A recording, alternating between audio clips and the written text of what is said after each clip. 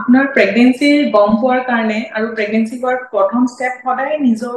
নিয়াৰেস্ট doctor এটা লগ ধৰাটো should be your first step তাতে ডক্টৰ নহলে আশা যোন আপোনাৰ ঘৰৰ ওচৰত আপুনি গভৰ্নমেন্ট হস্পিটেল পিএইচসি হিবিলাক পায় তাতে আপুনি আশাক লগ ধৰিব আশা থ্ৰু দি যাব পাৰে নহলে নিজৰ হস্পিটেল ঘৰৰ ওচৰত যোনটো প্ৰাইভেট প্ৰেক্টিশনাৰ্ছ থাকে সিহঁতৰ তাতে গৈ ইউ কেন ৰেজিষ্টাৰ নামটো ৰেজিষ্ট্ৰেচন কৰি দিব লাগে যে আপুনি প্ৰেগনেন্ট হৈছে আৰু প্ৰেগনেন্সি কনফাৰ্মেশনটো সদায় ডক্টৰে দি কৰাব লাগে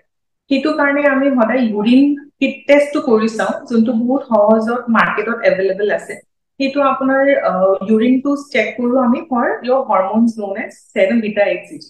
সেইটো চেক কৰিহে আমি গম পাওঁ যে পিৰিয়ডছটো কনফাৰ্মেশন হৈছে নে হোৱা নাই সেকেন্ড আপুনি সৰু সৰু সিম্পটমছ ঘৰত পাব পাৰে যেতিয়া আপুনি ভাবিব যে আপুনি প্ৰেগনেন্সি প্ৰথম ইম্পৰ্টেন্ট সিম্পটমছ হৈছে আপোনাৰ পিৰিয়ডছটো মিছ হ'ব পাৰে পিৰিয়ডছটো 2-3 দিন পাৰ হৈ গ'ল আহা নাই তেতিয়া আপুনি প্ৰেগনেন্সি ভাবিব পাৰে সেকেন্ড হৈছে আপুনি অলপ বমি বমি ভাব আহিব পাৰে নহলে বমি হ'ব পাৰে কিবা বেলেগ গোন্ধ হলে আপুনি পটককে বমি হৈ যাব পাৰে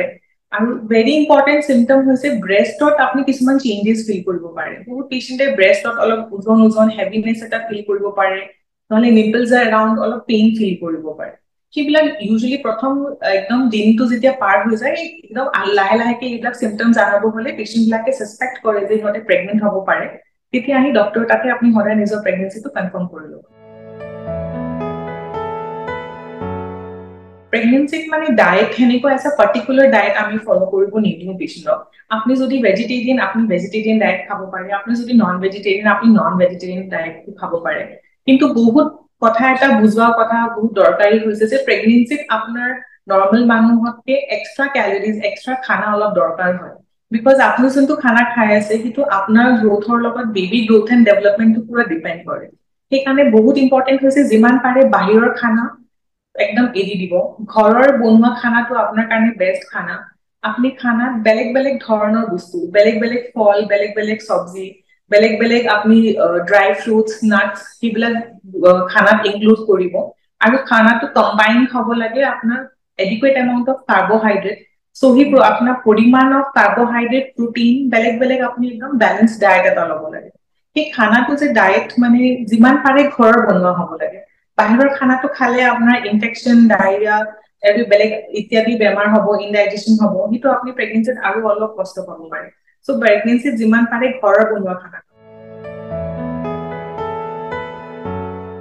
ফাৰ্স্ট ট্ৰাইমেষ্টাৰ ইউজুৱেলি আমাৰ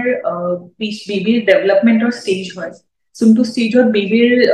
যোনটো কম্পজিশনটো হ'ব লাগে বেসিক অৰ্গেনছ বিলাক যে বনিব লাগে সেই আমাৰ ফাৰ্স্ট ট্ৰাইমেষ্টাৰ হয় কিন্তু আমি প্ৰেগনেন্সি হোৱাৰ পৰা 13 উইকস অফ প্ৰেগনেন্সি 13 সপ্তাহলৈকে ফাৰ্স্ট ট্ৰাইমেষ্টাৰটো ধৰো সেইটোত আপুনি স্পেচিয়েল কেয়াৰ ল'ব লাগে যে আপুনি কোনো ধৰণৰ মেডিচিন ডক্টৰক নোহোৱাকে কেতিয়াও নাখাব আপোনাৰ জ্বৰ কাহ কিবা বেলেগ বেমাৰ হলে আপুনি সদায় নিজৰ ডক্টৰ কনসাল্ট কৰিহে মেডিচিন খাব আপোনাৰ প্ৰেগনেন্সিৰ সময়ত যোনটো ৰেগুলাৰ চেকআপত যাব লাগে সেই চেকআপটো কৰিব লাগে তাৰ পিছত খোৱা দোৱাটো বহুত দৰকাৰী হৈ যায় তেতিয়া আৰু আপুনি ৰেডিয়েশন নহলে যেতিয়া এক্সৰে একদম ফাৰ্স্ট ট্ৰাইমেষ্টাৰত আপুনি এক্সৰে একদম কৰিব নালাগে কিছুমান প্ৰিকশনছ আপুনি ফাৰ্স্ট ট্ৰাইমেষ্টাৰত সদায় ল'ব লাগে সেকেন্ড আহিলো আমি সেকেন্ড ট্ৰাইমেষ্টাৰ ইউজুৱেলি আমাৰ 13 উইকস অফ কমপ্লিশনৰ পৰা 26 উইকস অফ দা প্ৰেগনেন্সি তোকে আমি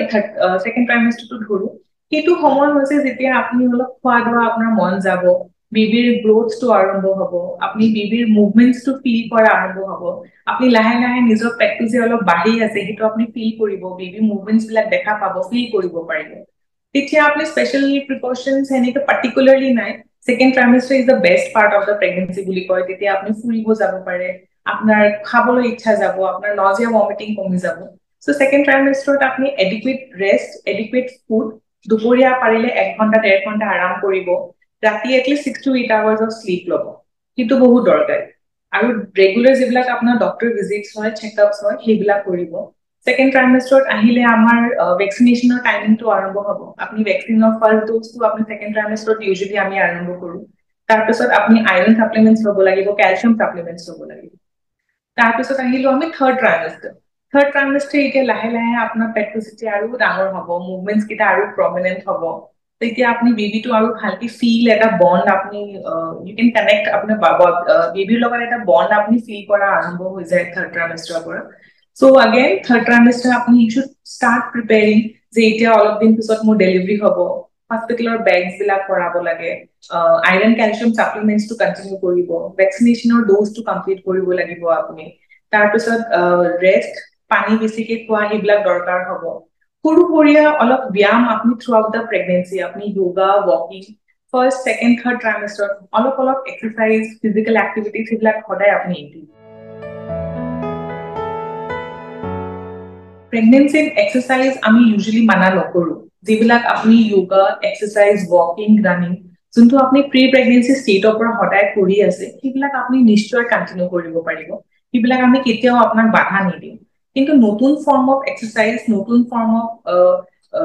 কিবা যোগা সেইবিলাক আৰম্ভ কৰাৰ আগতে আপুনি সদায় নিজৰ ডক্টৰক এবাৰ কনসাল্ট কৰিব। অনলি কিছুমান স্পেশাল কন্ডিশনতে আমি পেশেন্টক এক্সাৰসাইজ বিলাক বাধা দিওঁ, তেতিয়া আমি ভাবিম যে এক্সাৰসাইজ আপোনাৰ বডিৰ কাৰণে নহলে আপোনাৰ বেবিৰ কাৰণে এতিয়া এলাউড নহয়, তেতিয়াহে আমি বাধা দিওঁ। নহলে আপুনি প্ৰেগনেন্সিৰ সময়ত যোগা, এক্সাৰসাইজ সদায় নিজৰ ডে টু ডে লাইফৰ শিডিউলত ইনক্লুড কৰিলে আপোনাৰ বেবি আউটকাম, আপোনাৰ প্ৰেগনেন্সি আউটকাম, আপোনাৰ ডেলিভাৰী প্ৰসেস সবখিনিয়ে সহজ হৈ যাব।